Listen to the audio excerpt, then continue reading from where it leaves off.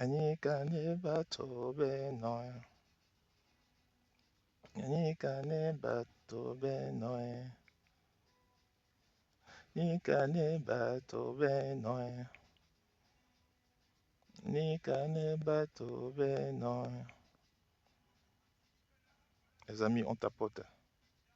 Ne soyez pas des followers passifs, mais actifs. Ah ouais. Ika ne bato benoy. Ika ne bato benoy.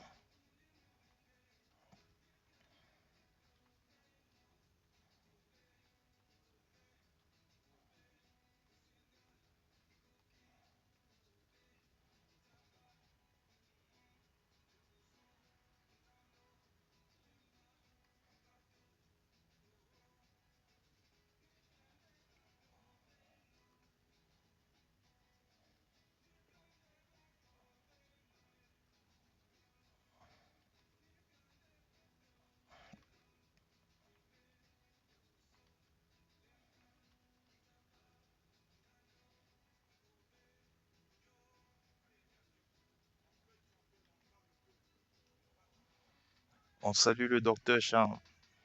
Docteur Cham, bonjour.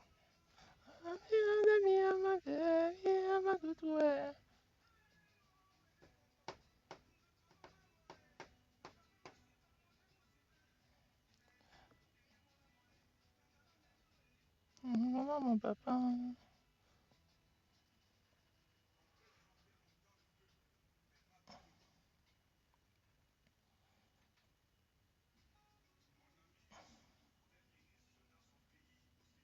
Yambe ene yamambe miyamalonge. On salue Figo. Miyamalonge.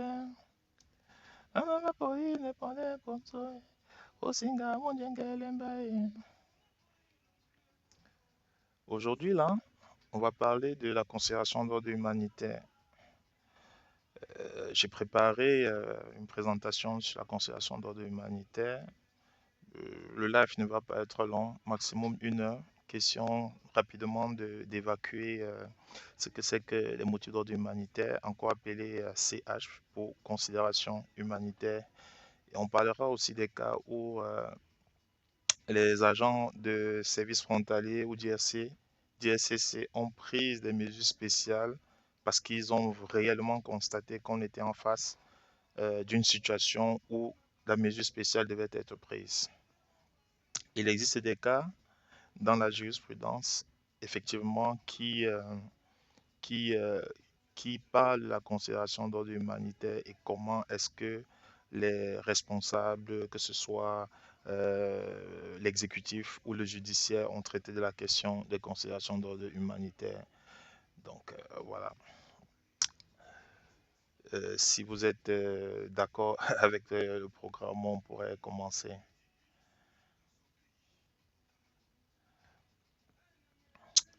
Objectif de la présentation, comprendre la nature exceptionnelle et discrétionnelle du mécanisme de la considération d'ordre humanitaire, euh, identifier les personnes admissibles, les restrictions et les dispenses demandées, évaluer l'établissement, les liens familiaux, l'intérêt supérieur de l'enfant et les difficultés, construire une preuve documentaire cohérente. Moi, je vais insister sur cet aspect, la preuve documentaire, la preuve documentaire cohérente, éviter les erreurs stratégiques, risque de protection, demande parallèle, preuve générique. Etete banati benu we. Ekeke banati benu we. Munanyu we. Oh we. Munanyu we. Munanyu we. Oh we. Munanyu we. Munanyu we. Oh we. Munanyu we. Munanyu we. Oh we. Munanyu we. Les amis, on partage le live. S'il vous plaît. S'il vous plaît. On partage le live. Dites aux autres que ça a déjà commencé. Eya Musa no les Galambo. Sungalambo, Sungalambo, Sungalambo. Abena diamande, diamandenge, diama musinga, diama dutu. Aye, aba metro mon amour, dutu mon amour. Aye bande, son, de bateau longue, ouais. Une soupape humanitaire du régime d'immigration. Ate, amina diamande, diamandenge, la malongue. Munje baba toe munje mamende mama kala aye bani maboso ya mabutwa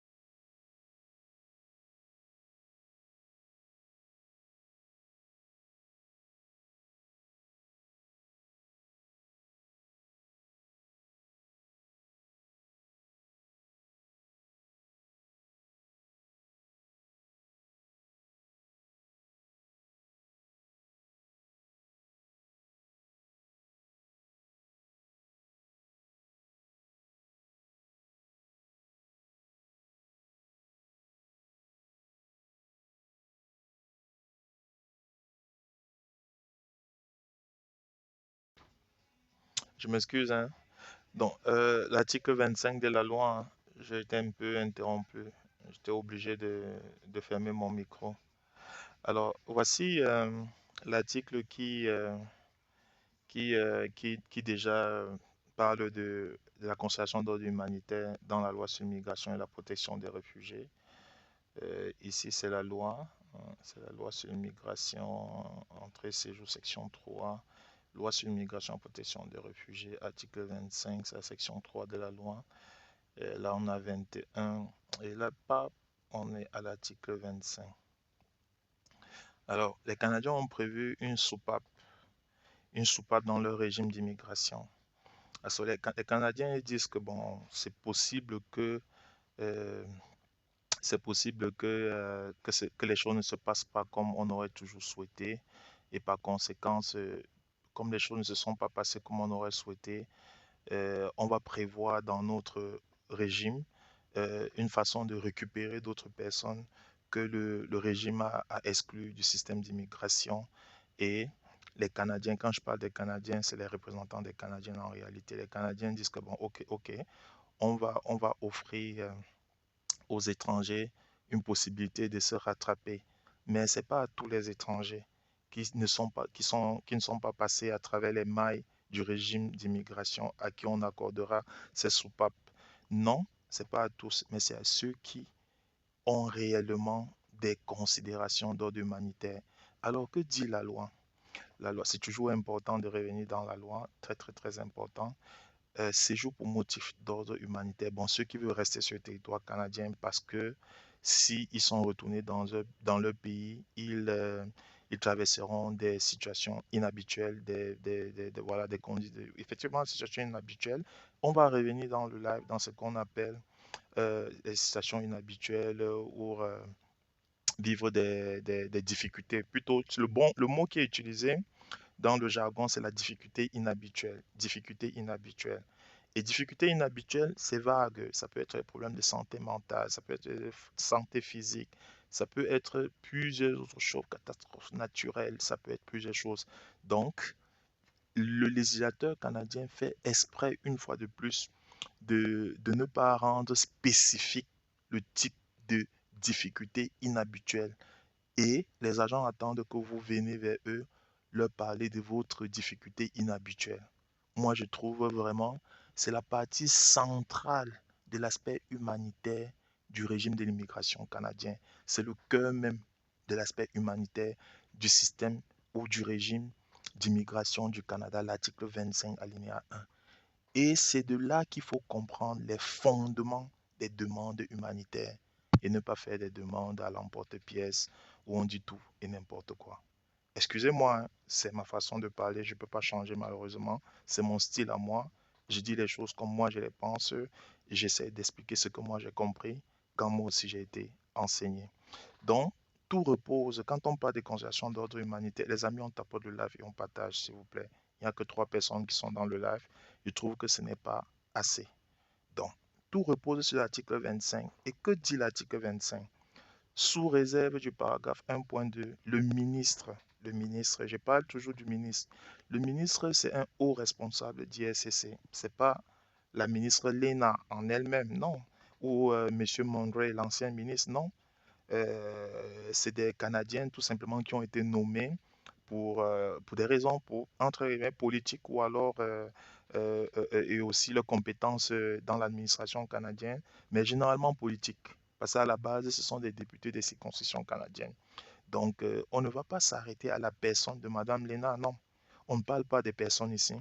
On étudie simplement la loi, comment les décisions sont prises. Dans la plupart des temps de mes lives, je m'intéresse très peu des personnes parce que les nominations, ça peut passer d'un jour à l'autre. Alors, que dit la loi? Article 25, le ministre, dont un haut responsable d'ISCC, sur demande de l'étranger, nous qui sommes les étrangers, vous qui êtes les étrangers, se trouvant au Canada. Alors, se trouvant au Canada, très important, ça signifie que pour faire, pour invoquer l'article 25 et demander euh, la résidence permanente pour des motifs d'ordre humanitaire, il faut être au Canada. Qui demande le statut de résident permanent et qui, c'est conjonctif, et qui soit interdit de territoire, sauf si c'est en raison d'un cas visé aux articles 34. Alors, sauf si veut dire que si tu es interdit de territoire en raison de l'article 34, 35, 35.1 ou 37, ben, la demande que tu vas introduire peut ne sera pas acceptée tout simplement parce que tu es interdit, soit pour le crime organisé, pour des raisons de sécurité, parce que tu as essayé de renverser un gouvernement qui a été élu. On s'en fout si c'est démocratiquement ou pas, mais qui a été élu. Donc, si tu as été, peut-être, tu es accusé de terrorisme, on ne veut même pas savoir si c'est vrai ou c'est faux. S'il y a seulement des soupçons d'accusation de terrorisme, c'est largement suffisant pour que tu sois exclu de ce type de demande-là. C'est la raison pour laquelle c'est écrit, sauf si c'est en raison d'un cas visé aux articles 34, 35 et, et 35.1 et 37. Si vous voulez, on va aller rapidement regarder que disent les articles 34 à 37. Et puis, on va revenir à l'article 25 et continuer notre petite analyse modestement. Alors, que dit l'article 34? L'article 34, page suivante de la loi. Article 34, where are you? Where are you? Where are you? Where are you? On est à 32, section contre l'étranger, article 32, page suivante. Euh, Article 33. Article 34, sécurité. Alors, l'article 34 parle des différents types d'interdiction des territoires pour des raisons de sécurité. Alors, si tu es exclu pour des raisons de sécurité, ta demande de concession d'ordre humanitaire ne sera pas recevable. Si tu es exclu pour des raisons d'atteinte aux droits humanitaires et internationaux, par exemple pour des gens qui travaillaient dans l'armée, la police, la gendarmerie, et que pendant qu'ils étaient en exercice, ils ont été reconnus coupables d'atteinte aux droits humains et internationaux, une demande de concession d'ordre humanitaire ne sera pas acceptée. 35.1, c'est ça, 35.1, 35.1.1. Même chose, plus ou moins, là, on va aller à 37, l'activité de crime organisé. Alors, si tu as été reconnu, tu as commis une infraction qui est considérée comme étant de crime organisé et que tu fais et que tu invoques l'article 25, ta demande également ne sera pas acceptée. On va revenir à l'article 25 elle-même.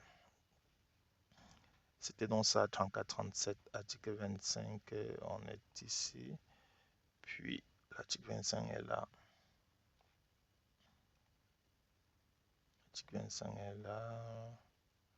Ok, donc tu es exclu de ce type de demande si tu as été reconnu, tu as commis une infraction qui s'apparente à 34-37, sécurité et crime organisé. Soit c'est une personne qui ne se conforme. On peut aussi demander la convention d'ordre humanitaire pour une personne qui ne se conforme pas à la LIPR. Merci, Rafa. Qui ne se conforme pas à la LIPR et peut, sur demande d'un étranger se trouvant hors Canada. Donc, on peut aussi demander une considération d'ordre humanitaire en étant à l'étranger. Au Canada, aussi à l'étranger. Sauf s'il est interdit de territoire, une fois de plus, les articles 34-37, sécurité, crime organisé, qui demandent un visa de résident permanent. Pour rappel, on remarque que l'article 36 n'est pas cité parmi les articles où on ne peut pas demander la conservation d'ordre humanitaire. L'article 36 parle de la grande criminalité. Donc, quelqu'un qui est interdit de territoire pour grande criminalité, pour ceux qui me suivent régulièrement, les 2 derniers jours, je parlais de la conduite avec faculté affaiblie, que j'aime toujours prendre pour exemple, parce que ça a touché beaucoup de mes proches, conduite avec faculté affaiblie. Tu peux demander la conservation d'ordre humanitaire si tu es, si tu as commis une infraction qui s'apparente à la grande criminalité. Je préfère présenter les choses ainsi parce qu'il y a plusieurs choses qui peuvent être considérées comme la grande criminalité. Qui demande un visa de résident permanent, étudier le cas de cet étranger. Donc, on peut étudier le cas de cet étranger qui invoque l'article 25 sur la conservation d'ordre humanitaire pour demander un séjour au Canada. il, on peut lui octroyer les statuts de résident permanent ou lever toute autre partie des critères et obligations applicables. Donc, tu peux invoquer l'article 25 pour demander la résidence permanente ou alors tu peux invoquer l'article 25 pour demander au ministre de surseoir à l'évaluation de tous les critères ou de certains critères en lien avec un programme d'immigration. S'il estime que les considérations d'ordre humanitaire relatives à l'étranger le justifient, le il est mis pour le délégué du ministre. Donc, si le ministre estime, quand on voit déjà estime, ça signifie qu'il peut ne pas estimer aussi. Il peut ne pas estimer. Et s'il peut ne pas estimer et s'il peut estimer, ça suppose qu'il existe en arrière-plan un pouvoir discrétionnaire.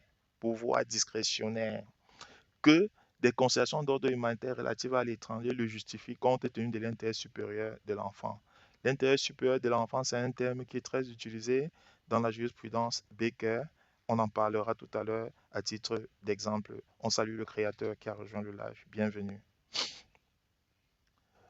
Alors, c'est un peu ça l'article 25. Un peu plus haut, on va trouver l'article 24. L'article 24, lui, par contre, parle du permis de séjour temporaire. Le permis de séjour temporaire n'est pas très populaire, mais les gens ne le savent pas. Mais nous autres, on l'utilise comme un remède temporaire, tandis que l'article 24, alinéa 1, l'article 24, un autant pour moi, tandis que le 25 est utilisé comme un remède permanent pour résidence permanente, temporaire pour résidence temporaire. Voilà, donc ça c'était une toute petite mise en bouche en lien avec la loi et puis on va revenir à- au sujet du jour sur les fondements juridiques de l'article 25. On en a parlé déjà tout à l'heure. Attendez un peu, je vais repositionner mes diapos pour que ce soit bien visible et centré. Voilà, personne ne manquera d'infos. Les amis, on tapote, on partage. On n'a même pas, comment dirais-je, il y a 8M. C'est vraiment ridicule, ridicule. 8M. Pour toutes les infos que vous avez gratuitement, tapotez au moins, partagez au moins, ça coûte rien du tout. 4 personnes, non. Avec 8 cœurs, non. On veut atteindre au moins 5000 cœurs aujourd'hui. Je ne vais pas être long, c'est 1 heure maximum et après moi j'arrête. Présentation rapide et je passe à autre chose. Merci Adriel qui a décidé de ne pas être une follower passive. On salue Monsieur Le Bion et on l'invite à tapoter et partager. Telegram, bienvenue aussi à toi. Pour ceux qui ne sont pas abonnés à la chaîne, priez de bien vouloir vous abonner comme Monsieur le Créateur ou Figo. Merci. Les amis, on tapote, ça coûte rien du tout, même pas $1. Donc, ça, c'était pour les fondements juridiques de l'article 25, qui c'est un moyen pour les Canadiens de repêcher les personnes qui, par exemple, sont exclues du régime d'immigration, notamment les demandeurs d'asile. Ils sont exclus et ils peuvent demander, ils peuvent invoquer l'article 25 pour ne pas pour avoir un statut au Canada. Donc, tu es demandeur d'asile, tu, euh, tu as été débouté à la section de protection des réfugiés, tu as été débouté à la section d'appel des réfugiés, tu as été débouté à la Cour fédérale. Tu penses que tout est terminé pour toi, mais non, tout n'est pas terminé. Tout n'est pas terminé pour toi, mon chum. Tu peux invoquer l'article 25, présenter des preuves documentaires corroborantes et cohérentes, même en étant à l'étranger, et obtenir un statut de résident permanent au Canada. Ah oui, c'est la loi qui le prévoit. Et on l'a lu il n'y a pas long à l'article 25.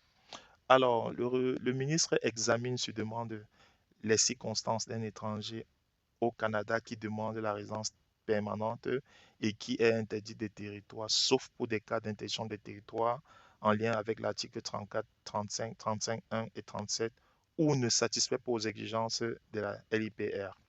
Il peut accorder la résidence permanente ou une dispense d'un critère, à supposer que les critères d'un programme d'immigration, ils sont au nombre de 5. Vous rencontrez 4 critères sur 5. Vous pouvez demander à ce qu'on on vous dispense de l'atteinte du dernier critère, le critère 5, tout simplement. L'intérêt supérieur de tout enfant directement touché doit être pris en compte. C'est dans la jurisprudence Baker où la Cour suprême a vraiment mis un arrêt majeur dans l'affaire Baker pour rappeler aux agents que un étranger a des enfants au Canada, euh, on devrait prendre cela en compte et ne pas simplement la renvoyer dans son pays. Parce qu'elle a déjà une bonne attache au Canada, elle a même des enfants qui fréquentent ou qui sont intégrés dans la communauté. La décision demeure individualisée, aucun facteur unique n'entraîne automatiquement l'acceptation. Donc, quand on vous rappelle que la décision est individualisée, on fait aussi appel à ce qu'on appelle le pouvoir discrétionnaire de l'agent. À grand rappel, pouvoir de dispense, résidence permanente, intérêt supérieur de l'enfant, exceptionnel égal impossible, discrétionnaire égal différent d'arbitraire, pas égal différent d'arbitraire. Diapo 2, à quoi sert concrètement une demande de CH? Elle sert premièrement à demander une dispense, elle sert aussi à faire valoir la situation humanitaire et elle sert aussi à obtenir la résidence permanente. Exemple, l'impossibilité de satisfaire une exigence de la LPRB pour présenter une demande de résidence permanente. On l'a expliqué. Le dossier explique pourquoi l'application strictement des règles produirait, compte tenu de toutes les circonstances, un résultat qui justifie une mesure de clémence. Qu'est-ce qu'on appelle mesure de clémence? C'est aussi une mesure spéciale. Et elle n'est pas prise dans n'importe quelle situation. Elles sont prises, les mesures spéciales, vraiment si vous démontrez à l'agent que vous méritez la prise de cette mesure, tout simplement. La demande doit identifier clairement là où les dispenses sollicitées et démontrer pourquoi elles sont justifiées. Qui peut et qui ne peut pas utiliser ce mécanisme? On va commencer par ceux qui peuvent présenter une demande de CH. Un étranger au Canada qui demande la résidence permanente. Ça, c'est ceux qui peuvent demander. La personne a besoin d'une dispense, d'une exigence et estime que ces circonstances justifient l'examen. On salue Sandrine qui nous a rejoint, bienvenue. Les amis, on tapote et on partage, s'il vous plaît. Autre chose, ISSC présente ce mécanisme comme une mesure exceptionnelle et non comme une voie de résidence permanente de remplacement. Alors, c'est très clair. On dit que c'est une mesure exceptionnelle. C'est pas tout le monde qui, euh, qui devrait normalement soumettre une demande pour considération d'ordre humanitaire. C'est pas tout le monde. C'est réellement des personnes qui ont des circonstances humanitaires à faire valoir. C'est pas tout le monde. C'est un peu comme la demande d'asile. C'est pas tout le monde qui devrait demander l'asile. C'est uniquement les personnes qui sont persécutées pour des motifs qui sont déjà encadrés, que ce soit par la Convention de Genève ou alors par l'article 96 de la loi sur l'immigration et la protection des réfugiés. Maintenant, les qui ne peuvent pas, qui ne peuvent pas, qui ne peuvent pas.